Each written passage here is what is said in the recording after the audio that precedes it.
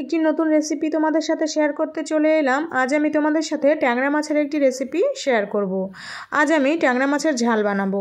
Hello বন্ধুরা, কেমন আছো সবাই? আশা করি সবাই খুব ভালো আছো। শ্রাবন্তী রান্নাঘরে তোমাদের সবাইকে স্বাগত জানাই। তো চলো ভিডিওটি প্রথম থেকে শেষ পর্যন্ত দেখতে থাকো, আশা করছি তোমাদের ভালো লাগবে। এখানে দেখো আমি ট্যাংরা মাছ নিয়ে নিয়েছি। ট্যাংরা মাছ কিন্তু খুব বেশি বড়ও না, আবার একেবারে ছোটও না।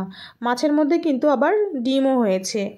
এবার আমি মাছের মধ্যে পরিমাণ মতো লবণ আর হলুদ দিয়ে উপর থেকে কাঁচা সর্ষের তেল দিয়ে দিলাম। এবার সবগুলো একসাথে ভালো করে মিশিয়ে নিচ্ছি।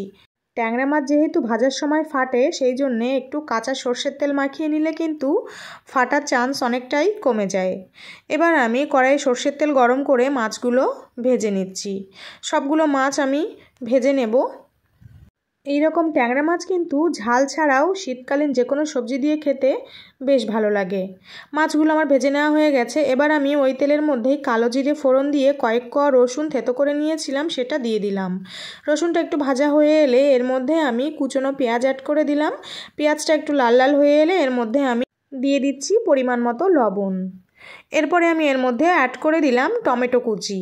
এবার আমি টমেটো নরম হয়ে আসা পর্যন্ত একটু ভেজে নিলাম। তারপরে আমি এর মধ্যে অ্যাড করে দিলাম পরিমাণ মতো হলুদ গুঁড়ো।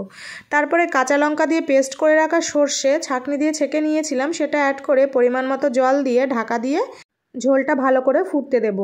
ঢাকনা খুলে এর মধ্যে ভেজে রাখা মাছগুলো অ্যাড করে দিয়েছি। আবারও আমি ঢাকনা দিয়ে কিছুক্ষণ রান্না করে নেব। ঢাকনা খুলে আমি উপর থেকে চেরা কাঁচা লঙ্কা ধনেপাতা কুচি ছড়িয়ে দিয়েছি।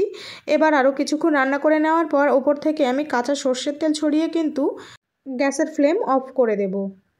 আমার ট্যাংরা মাছের ঝাল কিন্তু একেবারে রেডি হয়ে গেছে। এবার এটা আমি গরম গরম ভাতের সাথে পরিবেশন করব।